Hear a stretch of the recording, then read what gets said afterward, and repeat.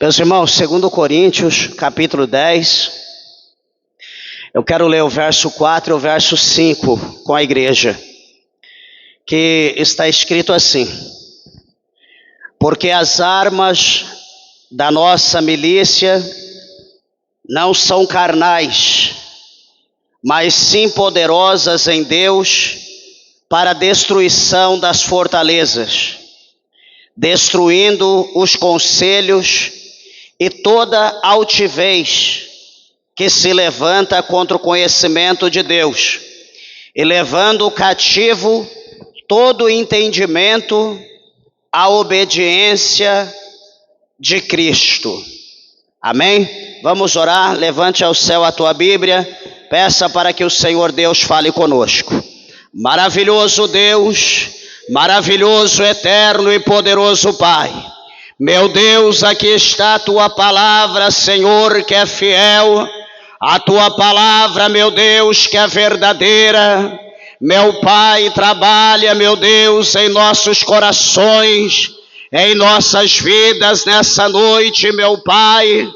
Oh, meu Deus, pois nós rogamos o teu poder, a tua unção, a tua virtude, meu Pai, para que o Senhor nos ajude a destruir, meu Deus, toda a fortaleza do mal, meu Pai, em todas as áreas da nossa vida, na nossa casa, na nossa família, meu Deus, na nossa vida sentimental, conjugal, familiar, espiritual, meu Deus do céu, ministerial, financeira, ó meu Deus do céu, pois as fortalezas do mal, elas se fazem presente, meu Deus, em todas as áreas da nossa vida, pois eu creio, calama sobre a candarábia, que pelo poder da tua palavra, Senhor, o Senhor pode desfazer, o Senhor pode, meu Pai, libertar, curar, restaurar. E palaba sob a canarábia, sorimicanta alabasterienda alabaia. Toma, meu Deus, a nossa vida nas tuas mãos, opera não segundo a nossa, mas segundo a vontade do Senhor. Permita com que a tua palavra, ela adentre no profundo da nossa alma e que ela venha produzir o resultado pela qual ela é enviada pelo teu Espírito Santo. Fala conosco, em nome de Jesus. Amém. Graças a Deus. Podeis assentar, desocupe vossas mãos e dê uma salva de palma bem alegre para Jesus.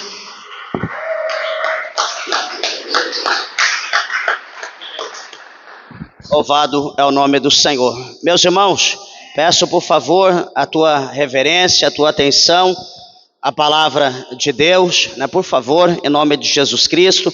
Serei breve aqui devido ao tempo, que já se faz tarde. Nós louvamos ao Senhor por isso. E meus irmãos, hoje nós vamos então estar falando sobre a destruição, destruindo as fortalezas do mal. E às vezes nós podemos, quando se fala em fortaleza, muitas coisas vêm na nossa mente. Só que nós vamos falar de fortaleza nessa noite de hoje, não de fortaleza no tocante àqueles castelos medievais, Nós não vamos falar sobre fortaleza, por exemplo, lá no capítulo 6, capítulo 7 de Josué. Nós não vamos falar de fortaleza no âmbito material, palpável, visível, ou enfim, de prisão, coisas dessa maneira. Mas nós vamos falar de fortaleza em outra dimensão, que é de uma forma sutil, que essa fortaleza ela tem atuado, ela tem agido, elas têm se fortalecido na vida das pessoas, na vida da igreja, principalmente. E esse capítulo que nós lemos aqui, o capítulo 10, onde Paulo está defendendo o seu ministério, Paulo ele vai aqui dar uma introdução para nós, muito profunda, aqui nesse capítulo 10, verso 4 e verso 5.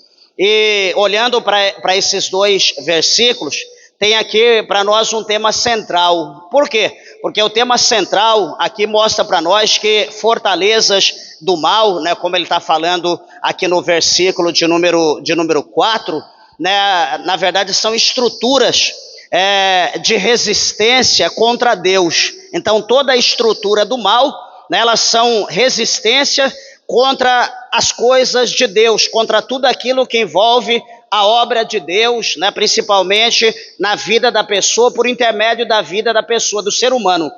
E veja bem uma coisa que isso engloba, né, principalmente, né, os pontos aonde se encontra resistência acerca das coisas de Deus, né, são várias, principalmente começando pelo pensamento do ser humano, né, todos nós pensamos, então o nosso pensamento pode ser também usado.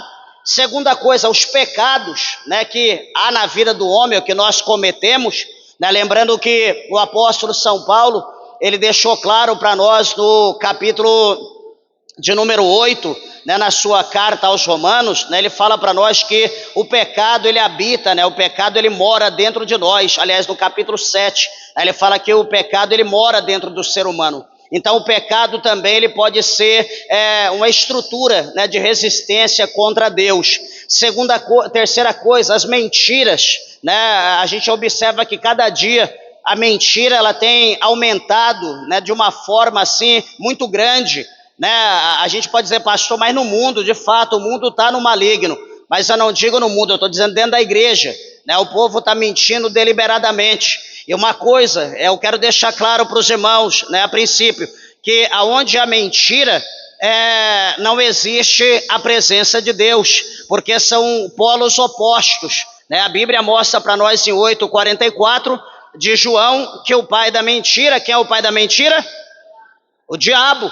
Então eu não posso ser um mentiroso nato, dizer que eu sou filho de Cristo, que eu sou um profeta de Deus, e todavia o diabo está usando a minha vida, está falando por mim, porque eu estou sendo mentiroso, eu estou enganando as pessoas, eu estou iludindo, vou conversar com o irmão, falo mentira, vou conversar com a irmã, falo mentira. Então veja que a mentira não provém de Deus. E um dia todo mentiroso, guarda bem isso no teu coração, um dia todo mentiroso, ele vai ter a recompensa da sua mentira. Um dia todo mentiroso vai encontrar com o seu pai, porque a Bíblia diz lá em João 8:44 que o diabo ele é mentiroso e pai da mentira. Então todos aqueles que propagam a mentira, que dissemina a mentira, um dia vai encontrar com o seu pai. E aonde vai ser? No inferno? Não só no inferno, mas no lago de fogo e enxofre, aonde a Bíblia mostra para nós no capítulo 20. Então, igreja, a mentira não cabe para nós. Se porventura alguém tem andado brincando, não, é mentirinha santa, Deus entende, foge disso, porque Jesus, ele é a verdade. Ele diz, eu sou o caminho, a verdade e a vida, ninguém vai a Deus, ninguém vai ao céu se não for por mim. Alguém está entendendo? Então não vamos brincar. Nós não podemos brincar com o que é certo. Jesus nunca brincou, Jesus nunca mentiu.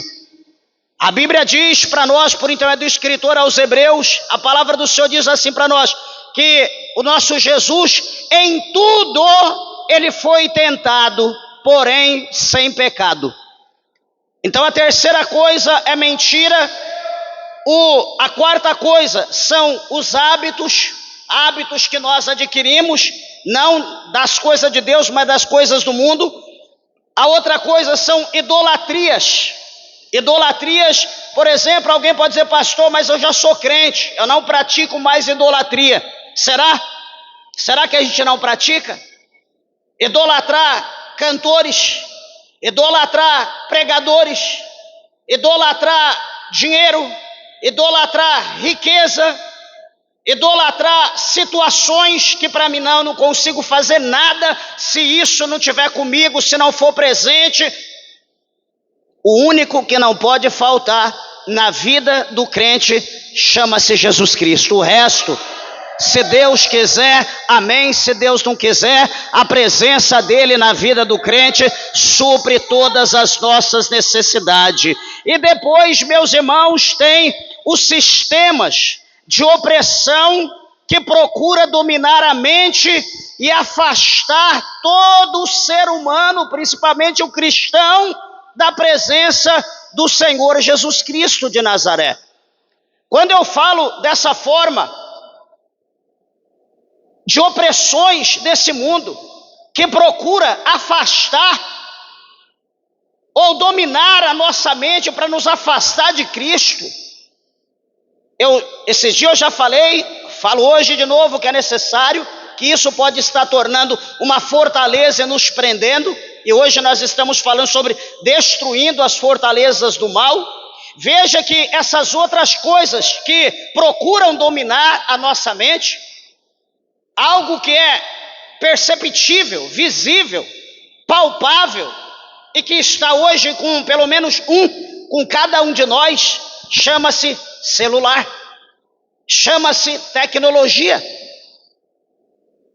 Por exemplo, alguém não consegue ir ao toalete sem levar o celular. Alguém não consegue sentar ao redor da mesa sem o celular estar do seu lado. Alguém não consegue dormir sem o celular estar do lado do seu travesseiro. Alguém não dá um passo sem o celular na mão. Vai fazer comida, está aqui, ó, mexendo. Vai lavar roupa, está aqui lavando roupa e mexendo na roupa. Eu te pergunto, será que isso, olhando numa visão crítica e minuciosa, de acordo com o que está no capítulo 10, verso 4 e 5, ou verso 4 principalmente, de 2 Coríntios, será que o inimigo não está usando isso como uma fortaleza para nos prender? Veja, aberração, eu vou dobrar o joelho, eu vou orar, eu estou aqui, meu Deus, meu Pai, estou com o olhão aqui, ó, olhando, meu Deus, tem misericórdia, Senhor, dá vitória, meu Deus, abençoa aquele cachorro, abençoa meu filho. Quando eu disse no princípio que é uma aberração, é por causa disso. Está impedindo o nosso contato com Deus, está impedindo da gente orar, nós estamos pecando porque a gente não sabe o que a gente está falando, estamos usando palavras repetitivas, que a Bíblia diz para a gente não atuar em palavras repetitivas, porque isso se torna reza. Oração é orar, é falar, é dialogar com Deus, não é ficar repetindo palavra. Então, ou seja, uma das principais fortalezas do mal que o diabo está usando hoje contra a nossa vida, chama-se celular. Mas não vou falar nisso, tem muita coisa para a gente falar, mas só dando a introdução para os irmãos entender. Pastor, é necessário quando precisa. Não é necessário a gente andar, fazer uma tatuagem de um telefone e ficar com ela na mão. Não tem necessidade disso.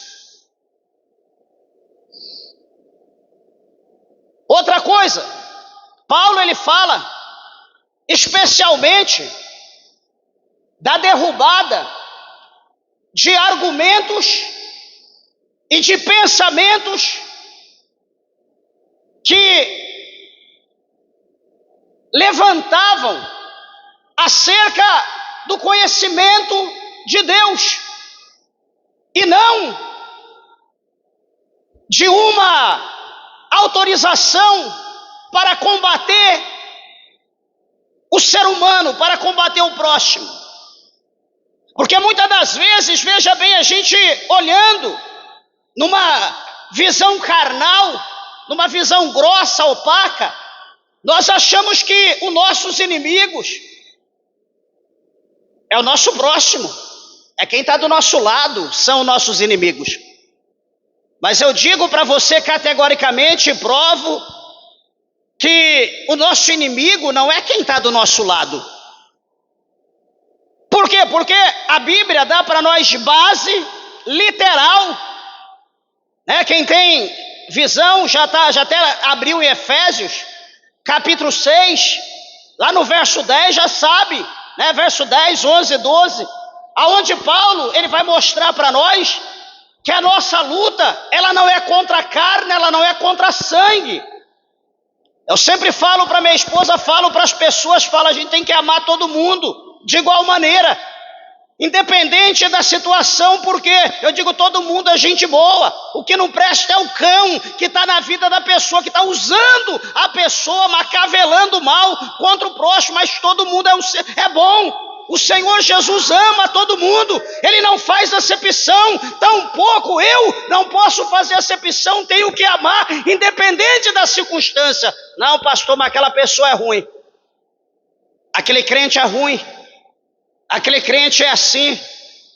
Meus irmãos, vamos entender uma coisa, não existe crente ruim, existe crente mal discipulado, existe crente mal ensinado, porque pior do que uma pessoa que não tem conhecimento, veja bem, pior do que uma pessoa que não tem conhecimento é alguém que aprende alguma coisa errado.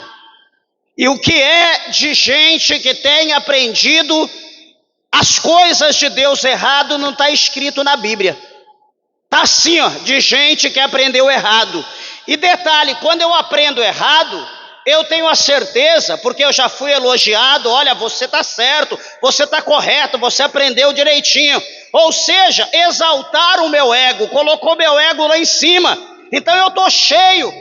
Jamais eu vou aceitar ou acreditar que alguém, ou vou dar permisso ou permissão para que alguém me corrija, para que alguém me exorte, para que alguém me lapide. Eu jamais, peraí, o que é isso? Eu já aprendi, eu sou mestre. Vou até citar capítulo 5 de Hebreus.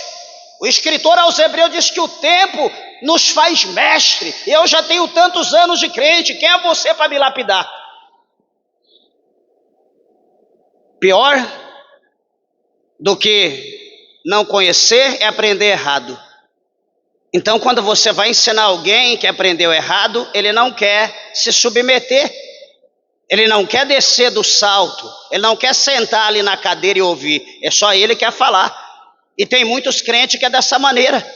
E a Bíblia fala para nós no capítulo 11, lá no verso 28, 27, 28, do Evangelho segundo escreveu Mateus, o nosso mestre, o Senhor Jesus, ele diz: aprendei de mim que sou manso e humilde de coração.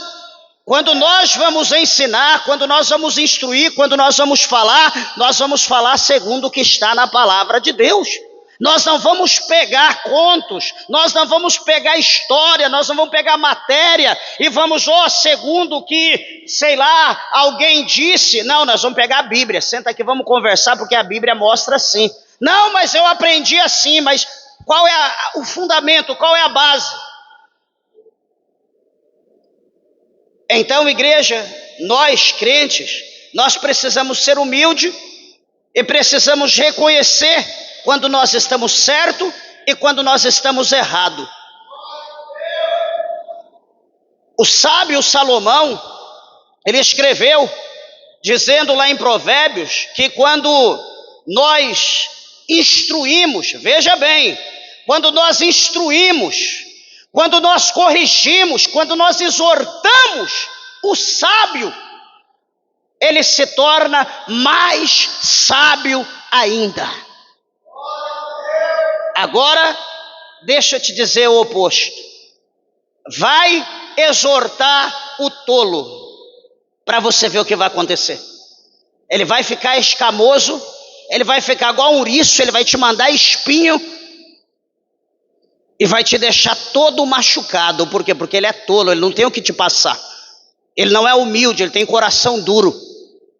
O diabo está trabalhando, as fortalezas do mal está endurecendo o coração dele, e ele vai acabar sendo um instrumento usado por Satanás contra os demais. Então nós não podemos ser tolo, nós temos que ser humilde, nós temos que ser sábio e humilde. Veja que a verdade principal deste versículo de número 4 e 5 aqui do capítulo 10 de 2 Coríntios, o apóstolo São Paulo, ele dá para nós a entender que a vitória principal, ela não é alcançada de alguma forma pela força humana, porque o intuito de todos nós é alcançar a vitória principalmente na conquista e na derrota das fortalezas. Só que a vitória, ela não é alcançada pela força humana, não é pela minha força. A Bíblia diz, por algumas vezes, que o homem, veja bem, o homem, como diz lá no capítulo 2 de 1 Samuel, lá no Salmo de Ana, quando Ana está lá fazendo o seu agradecimento a Deus, salmodiando o Senhor, fazendo ali a sua ação de graça, ela vai dizer assim que o homem, ele não prevalece pela força do seu braço. Jeremias, no capítulo de número 17, no verso 9, aliás, no capítulo 17, ele vai falar para nós que maldito o homem que confia no seu braço e faz da sua carne a sua força. Então, em hipótese alguma, nós venceremos, teremos vitória por força humana, ou por violência, ou por manipulação, mas a única maneira de nós obter vitória é pelo poder de Deus, pela verdade da palavra, pela fé, pela oração e pela obediência a Cristo. Meus irmãos, quem quer se submeter a isso? Quem quer se submeter? Hoje, estava aqui, fizemos a oração, aqui as pessoas dirigindo o culto, aí foi ali dar uma organizada, limpando lá fora na igreja, cantou seus corinhos, cantou o sino da harpa, eu olhava no relógio, limpando, falando com Deus, falei, meu Deus, eu já estou aqui 13 anos, está fazendo, quando que eu vou ver as pessoas chegar na igreja na hora do culto? Não tem um culto que chega todo mundo no culto. Eu falei, será que eu vou embora daqui, como meu tempo já está findando? Acredito ou não, mas logo eu vou embora. Eu falo, nunca. Falei, será que no trabalho, será que na faculdade todo mundo chega atrasado todo dia? Meus irmãos, desculpa do que eu vou dizer, mas é uma falta de responsabilidade, de compromisso com as coisas de Deus. Não é comigo, não é com Deus. Nós temos um horário de acabar, um horário para iniciar, um horário para acabar. Mas por que eu estou dizendo isso? Porque nós estamos dentro de uma fortaleza, nós estamos presos e limitados pelo diabo, que o diabo que conduz, está ali na rédea, e ele que ordena, que manda. Não, agora vai. Uma ocasião lá em São Paulo, a nossa igreja era bem na esquina, era uma descida, né? Uma descidona, a igreja era bem na esquina, a igreja bem grande. E ali a gente fazendo oração, chegou uma determinada oração, estava lá clamando, igual a gente faz aqui. E aí, do nada, eu pedi para o irmão orar e saí lá fora. Subi assim um pouquinho, fiz a curva ao redor da igreja, as pessoas lá encostadas com o pé na parede, de braço cruzado, esperando acabar a oração para entrar na igreja. Crente, membro.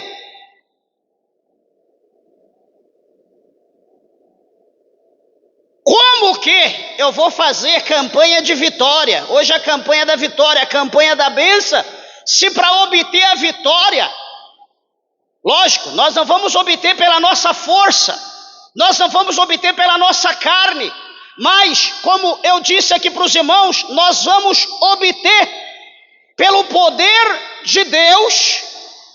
Como que eu obtenho o poder de Deus? Você já pensou como que você obtém o poder de Deus? O que é poder de Deus? Olha, capítulo 5 de Marcos. Jesus sai do barco, está lá em Genezaré, em Gadara, ele sobe, de repente ele dá de frente com um gadareno, um homem possesso de cão, de demônios. Estava ali acorrentado, estava ali, o império inteiro das trevas estava sobre ele. Ninguém amansava ninguém, ele não tinha diálogo com ninguém. Comia esquife, dormia lá no cemitério. Quando ele viu Jesus, ele correu, se prostrou e adorou.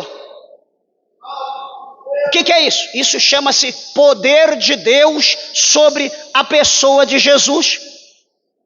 Espera aí, capítulo 19 de Atos dos Apóstolos.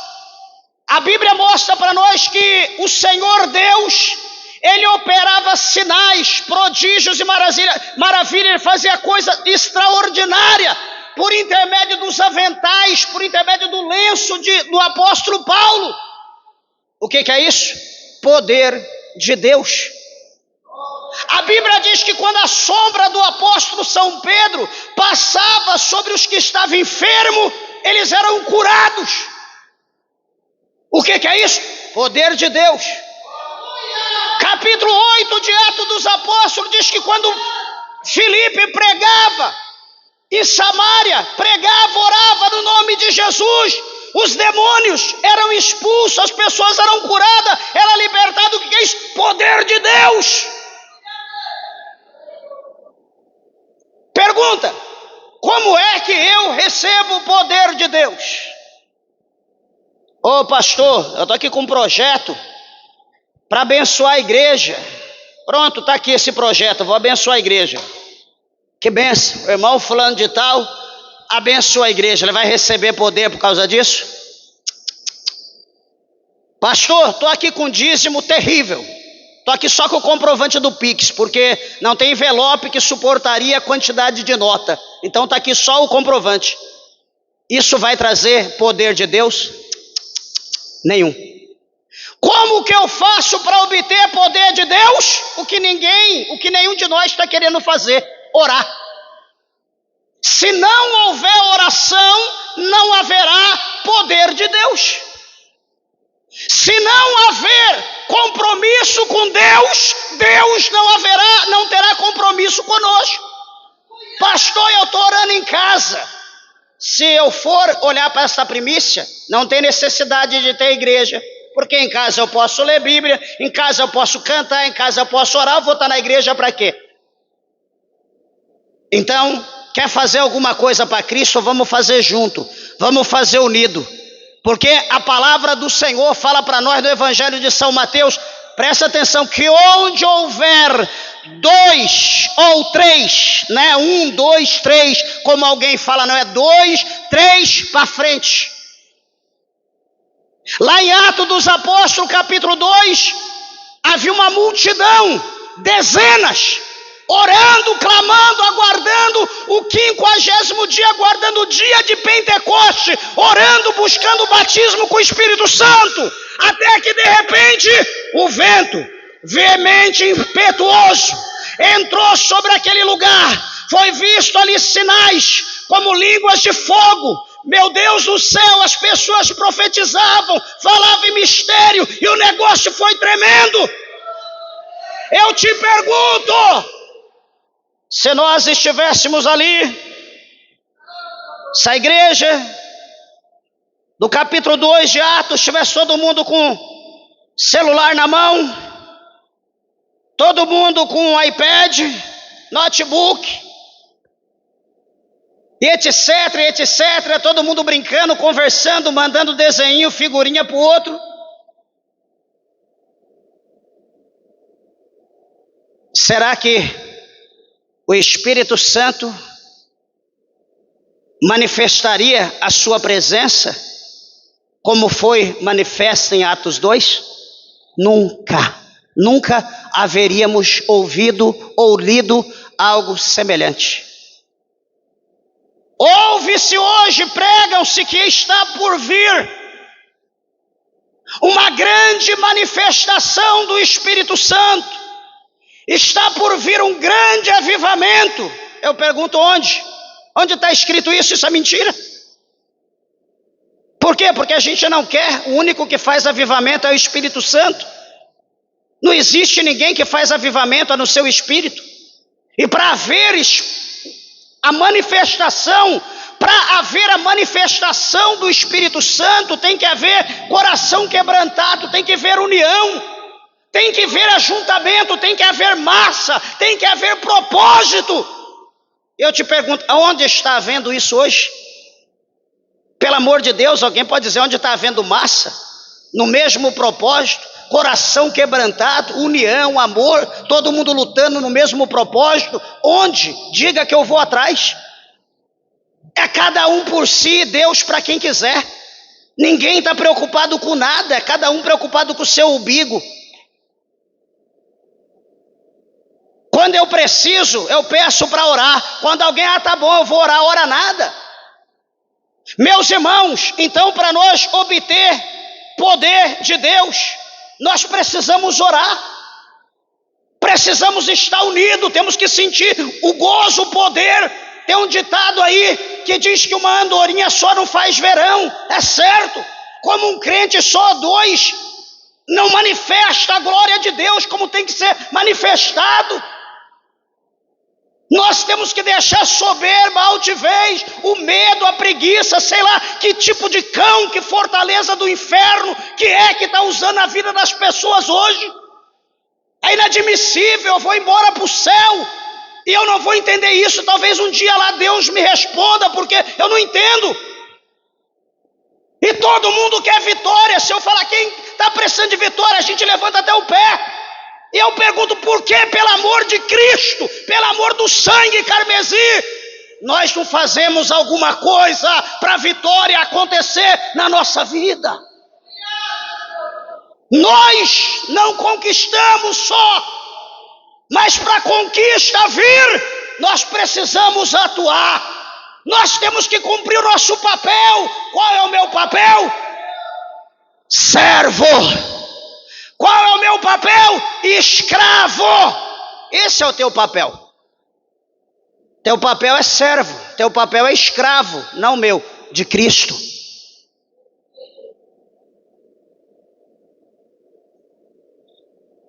Paulo foi prisioneiro. Nas cartas que ele escreveu na prisão, como Éfeso, Colossenses, entre outros, determinado dia ele disse para Timóteo: Timóteo, meu servo, meu filho na fé, eu estou preso, eu estou aqui entre essas correntes, entre esses agrilhões. Mas eu te digo uma coisa, a palavra de Deus, ela não está presa. Nós podemos, mas a palavra de Deus não. A palavra de Deus, eu creio que ela tem poder, como está escrito aqui, porque as armas da nossa milícia, elas não são carnais, mas sim poderosas em Deus para a destruição das fortalezas. Lacamaçobe, Candarábia, Surimicanta, Labracheia. Então veja que a vitória ela não é alcançada por força humana, mas a primeira coisa pelo poder de Deus. E para ter poder de Deus tem que ter oração, tem que ter jejum, tem que ter compromisso, tem que ter dedicação. Existe aí, agora eu aprendi, eu não falo mais filho das trevas, enfim. Agora eu aprendi que Jesus fala que só tem dois senhor. Então tem aqueles que os servos de Cristo, os servos do Senhor, e tem aqueles que são servos de Mamon. Os servos de Mamon hoje, eles pregam, porque eles olham a fortaleza, eles não olham o calabouço. Toda fortaleza tem calabouço, tem masmorra. Os filhos de Mamon olham para a fortaleza como um lugar de altivez, como um lugar de poder, como um lugar de domínio. Para ele, agora para os súditos, existe as famosas masmorras, os calabouços. E eles falam para as pessoas que as pessoas irão construir. Eles apenas introduzem isso na mente das pessoas para as pessoas lutarem e eles tomar posse das fortalezas e as pessoas serem aprisionados nas masmorras, ficar ali sobre o domínio, sobre o pé, sobre a pressão dos filhos das trevas. E nós estamos aprendendo, ou aprendemos direitinho. Sabe por quê? Porque no capítulo 17 é o que se prega hoje, do Evangelho de João. Não, lá no capítulo 17 de João, na oração sacerdotal, o Senhor Jesus, ele já orou pelos nossos antepassados. O Senhor Jesus orou para nós atualmente. E o Senhor Jesus orou para a nossa prole, para a nossa prosperidade. Ele orou por todos aqueles que um dia chegaria até Ele, por intermédio do Evangelho que fora pregado. Então Jesus, ele já fez tudo que nós precisávamos fazer. E o que nós temos que ser? Um bando de vadio. Desculpa da expressão da palavra chula, mas é o que muitos de nós estamos sendo hoje. Nós estamos desprezando todas as responsabilidades. Hoje, para nós, tudo que toca, que tange as coisas de Deus, nós não podemos, não dá, não tenho tempo, não consigo, não sei. E assim vai. Meus irmãos, nessa toada, nesse coro, eu pergunto, quem de nós ou qual de nós chegará ao céu? Ou se chegarmos, quando a gente olhar para aquela palavra que está lá em Apocalipse, quando Jesus diz, o meu galardão está comigo para dar no singular a cada um segundo a sua obra. Eu pergunto, meus irmãos, o que nós iremos receber naquele dia? O que nós temos feito e para quem nós temos feito? Igreja, nunca houve um momento de nós despertarmos do sono da indolência. Nunca houve um tempo que nós temos que nos colocar de pé, meus irmãos, e clamar a Deus, rasgar o nosso coração, buscar a presença do Senhor. Olha aí os filhos das trevas, os filhos de Satanás, talvez aqui alguém pode ter parente, foram lá para o fim do mundo de a pé, caravana, cortejo, lá para o Muquém. Estão lá enchendo a cara, prostituindo, bebendo, adulterando, praticando todo tipo de pecado contra os céus. Daqui a pouco, a semana que vem, final de semana, chega todo mundo aqui. O que tem menos tem uma legião de demônio. E chega se gabando, bebi tanto, fiquei com tantas, fiquei com tantos, fiz isso, fiz aquilo. Igreja, eu falo dessa forma, dá vontade de chorar, de a gente ver a ignorância do ser humano, da gente ver como as pessoas estão presas dentro das fortalezas, na mente espiritual, que você fala, eles revidam, eles refutam, eles te batem, eles te jogam, se brincar te prende, porque você é quadrado, você é errado, você não é desse mundo, você não entende. Não, não entendo não. Essa escola eu saí pelos fundos, fui professor. Não entendo não, conheço muito bem. Eu não entendo não, eu conheço bem. Eu conheço todas as artimanhas, eu conheço o caminho. Então a gente quer vitória.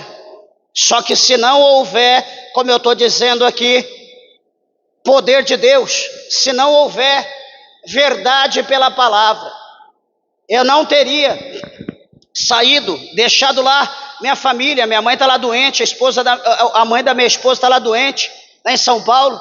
A gente está aqui só em oração, não tem tempo, não tem condição de ir lá visitá-los. Estamos aqui só na fé, aguardando a notícia, uma coisa ou outra. Você acha que é fácil viver quase 1.500 quilômetros longe da família, aqui pregando a palavra de Deus? Você acha que a gente vem de tão longe para estar aqui brincando, para estar aqui fazendo palhaçada, brincando de circo? Meus irmãos, o negócio aqui é sério. Nós estamos aqui para despertar um povo que está dormindo, para despertar um povo para ir para o céu. Nós não estamos aqui brincando de ser crente, não. Nós não estamos aqui brincando de jogar vidrinho de ouro líquido, de unção, unção para isso, unção para aquilo, unção para... Não, nós estamos aqui pregando a palavra que liberta, que transforma, para levar um povo para o céu. Se fosse para mim vir para cá brincar, jamais eu teria saído de lá para vir para cá, pagar um preço que só Deus sabe o preço que nós estamos pagando. Meus irmãos, eu peço encarecidamente em nome de Jesus Cristo, vamos despertar. Vamos lutar, a obra de Deus, ela não é feita por uma única pessoa. O Senhor precisa de uma, por intermédio daquela uma produz. Hoje eu disse para minha esposa, onde a vida produz. Não existe lugar que não produz, que tenha vida. Se um lugar não produz, não tem vida, tudo tem que produzir. A árvore produz, a vegetação produz, a água produz, o ser humano produz. Tudo onde a vida tem multiplicação, tem que crescer. Se nós não produzirmos, se eu não produzir, se você não produzir, digo, na obra de Deus, nós estamos sem vida, nós estamos mortos. Entra ano, sai ano, e o que nós estamos fazendo? Cadê uma alma que nós trouxemos para a igreja, que nós evangelizamos, fizemos campanha, um vizinho, um parente, cultivei, discipulei, daqui do meu lado, meu esposo, minha esposa, meu filho, minha filha, meu pai, minha mãe, sei lá, o cachorro. Cadê? Tem gente que já está corcunda, curvado, veio o bebezinho, apresentou na igreja, nunca trouxe uma alma. Eu pergunto, isso é normal? Não. Isso é esterilidade. Nós não podemos ser estéril. Se você é estéril, vamos orar a Deus. Vamos pedir a Deus para abrir a nossa madre espiritual. Quem produz ovelha é ovelha. Pastor apacenta ovelha. Ovelha produz ovelha. Vamos, meus irmãos, despertar. Vamos trabalhar. Jesus está voltando, Jesus está às portas. Eu quero encerrar dizendo que foi falado aqui acerca da palavra da verdade. A palavra da verdade hoje está confrontando as pessoas. Confrontei aqui, quarta-feira, presta bem atenção, quem estava aqui no culto, lembra que eu fiz um comentário acerca daquelas pessoas, como está escrito em Provérbios, que só dá, né? Que só me dá, e que não quer fazer nada, que não quer se dispor para nada, que não quer ter compromisso nenhum. Chega aqui uma senhora com outra senhora e diz: ô pastor, eu trouxe aqui a minha amiga, ela congrega não sei na onde, e eu disse que a igreja aqui é boa, eu disse que o Senhor é bom, eu disse que o Senhor ora, que Deus opera, que Deus usa a tua vida. Eu falei que a igreja aqui é muito boa. Eu peguei e falei: minha irmã, tá cheio de igreja boa por aí. Não, mas aqui é boa. Eu falei: o que mais tem aqui é igreja boa. Não, mas aqui é melhor, aqui não sei o quê. Falei: minha irmã, tá cheio de igreja aí que o povo tá entrando até pela janela. Desculpa eu falar isso, alguém talvez estava aqui na fila ouviu. Eu disse: tá cheio de igreja boa por aí. Não, pastor, mas o senhor é bom, Deus te usa. Eu peguei e falei: se eu fosse bom, minha irmã, se todo mundo gostasse de mim, a igreja estava cheia de membro, não de visitante. Não com pessoa só interessado que eu ore, que a pessoa seja curada ou seja abençoada. Teria pessoas com responsabilidade, com compromisso, caminhando, andando comigo. Aí então seria melhor, mas do jeito que está indo aqui eu não sou bom coisa nenhuma. Bom é quem está aí, brincando, falando mentira, arrancando lã, gordura do povo, e está todo mundo lá pulando, festejando, se alegrando. Isso é um pastor bom. Aqui eu não sou bom não, me desculpa. Orei pela senhora, pela irmã, abençoei, vai embora, foi em paz. Desculpa falar assim, mas eu não tenho mais paciência de brincar. Eu não tenho mais paciência de ouvir, sei lá, não tenho mais paciência. Eu disse para minha esposa, eu falei: não tenho mais. Falou, chegou na boa, tranquilo. Agora vem arrumar conversa, não vem arrumar que você vai ouvir. Desculpa falar isso, mas chega uma hora que não dá mais. Se a gente está lutando no mesmo compromisso, no mesmo propósito, no mesmo objetivo, tranquilo. Mas não vem fazer média para querer ganhar alguma coisa, que eu não sou Deus, não. Faça média com Deus, não comigo. Eu sou tão carente, tão necessitado quanto cada um. Por isso eu estou aqui pagando a verdade, pregando a verdade. Muitos me têm por inimigo por eu falar a verdade. e depois para querer alguma coisa fala que eu sou bom. Não sou bom não, nem Jesus quis ser bom, quem é bom é Deus.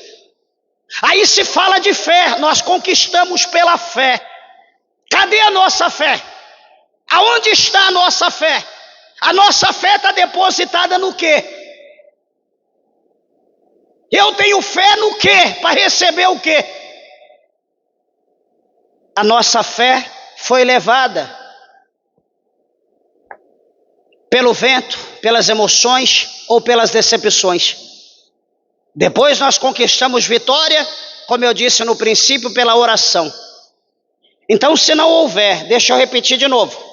Se não houver, presta atenção, para amanhã você não falar que eu falei alguma coisa, enfim, está repetindo, está sendo gravado nas redes sociais. Nós vamos obter, pelo poder de Deus, pela verdade da palavra, pela fé, pela oração e pela obediência a Cristo. Essas 5 coisas nos farão obter vitória da parte de Deus. Adianta amanhã eu chegar aqui e dizer, meus irmãos, vamos fazer a campanha, sei lá, pode falar a campanha mais aveludada que seja, a campanha mais melada que seja, que agrada a todo mundo. Se não houver poder de Deus, se não houver a verdade da palavra, se não houver fé, se não houver oração e se não houver obediência a Cristo, a palavra de Deus, não haverá vitória. Não haverá vitória. Não adianta eu enganar. Hoje você vai receber a tua vitória, você vai receber a benção. Aí chega, onde você está? Está lá no Muquem, fiquei 15 dias lá. Então vem aqui que Deus vai te dar vitória. Sabe quando? Nunca. Onde você estava? Passei a noite lá com meus amigos na despedida de solteiro lá na boate. Vem aqui, eu vou orar, Deus vai te dar vitória. Sabe quando? Nunca. Para nós alcançarmos a libertação, o milagre de Deus, nós precisamos nos achegar a Deus e nos submeter a Deus, fazer a vontade de Deus, para que as fortalezas elas venham ser quebradas, ela venha a ser destruída pelo poder de Deus, porque nós não vamos. Eu posso fazer a campanha que for, meus irmãos, só que se nós não submeter à vontade de Deus, se nós não nos pormos ao jugo de Deus, nós não vamos receber a promessa de Deus na nossa vida, não vai se cumprir na nossa vida.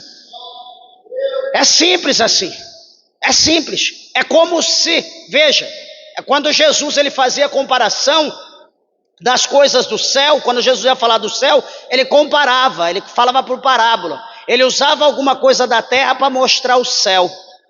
Espera aí, então para receber alguma coisa de Deus eu preciso? Precisa. Mas é como? É como que para você ter o teu salário, você precisa fazer o quê? O mês todo trabalhando. Não pode faltar, senão vai descontar. Então eu vou fazer extra, faça extra e vai ter um trocado a mais para você receber no dia do pagamento.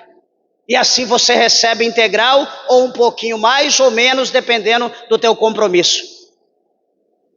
Aí a obra de Deus, o Senhor sempre fala do céu comparando com as coisas da terra. Aí nós olhamos para nós.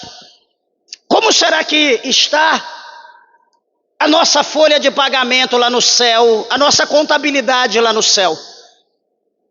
Será que nós estamos presentes, ausentes? Será que nós temos hora extra? Será que vai ter desconto? Como será que está as coisas lá em cima? Você já pensou? Como que está o nosso esforço? Como está a nossa dedicação? Como que está o nosso estímulo? Você pensa que não, mas tudo isso é contabilizado no céu. A gente acha que a obra do pastor Celso, a obra da Renovo Pentecostal, é aquela igreja lá da esquina, é lá onde tem aquele povinho. Pensa assim, pensa que é desse jeito. Vai chegar um dia que todos, desde o primeiro ao último homem, vai se comparecer diante do grande trono. E todos nós vamos ter que dar conta de todas as nossas obras que foram feitas aqui na terra. De todas as palavras, seja elas palavras sábias ou ociosas, que saíram da nossa boca, nós vamos ter que dar conta diante de Deus naquele dia. A pergunta é, será que nós estamos preparados para tal?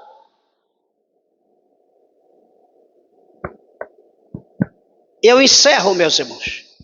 Eu encerro respondendo para os irmãos que o que são fortalezas? Não vá embora sem ouvir isso, porque as armas da nossa milícia não são carnais, mas sim poderosas em Deus para a destruição das fortalezas. E o que são fortalezas? Fortaleza comunica a ideia de uma construção fortificada, um lugar de resistência. Aqui no Novo Testamento, em 2 Coríntios 10:4, ela está relacionada à demolição de argumentos, à demolição de raciocínios, a demolição de pensamentos contrários ao de Deus. Então aqui nós estamos falando de fortaleza do âmbito espiritual, como eu falei no princípio, que é diferente de fortaleza da matéria. Creio que próximo culto, que o Senhor nos conceder a oportunidade, estaremos dando continuidade nessa mesma palavra, e espero que nessa introdução que nós demos ao iniciar, que o Espírito de Deus possa trabalhar na nossa mente, agindo acerca da fortaleza mental, moral, espiritual, emocional e social. Tudo isso tem a estrutura da fortaleza, e que não é usada por Deus, mas pelo inimigo. Então que nós possamos obter o entendimento pela palavra, para que, como o Senhor Deus usou Josué, não foi algo que Josué fez, Josué só obedeceu. E pela adoração, pelo temor dele e do povo, as muralhas de Jericó caíram.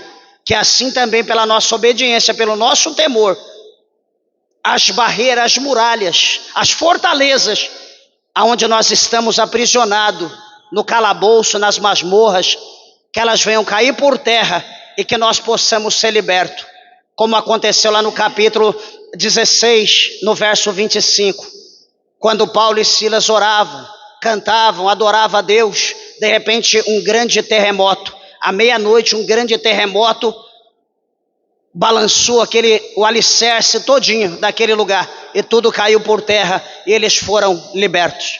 Que assim também Deus, o Senhor, faça com a nossa vida, com cada um de nós. Amém, meus irmãos? Que Deus possa abençoar cada um de vós. As palmas bem alegre, exalta e glorifica a Deus. Bem alegre para Jesus.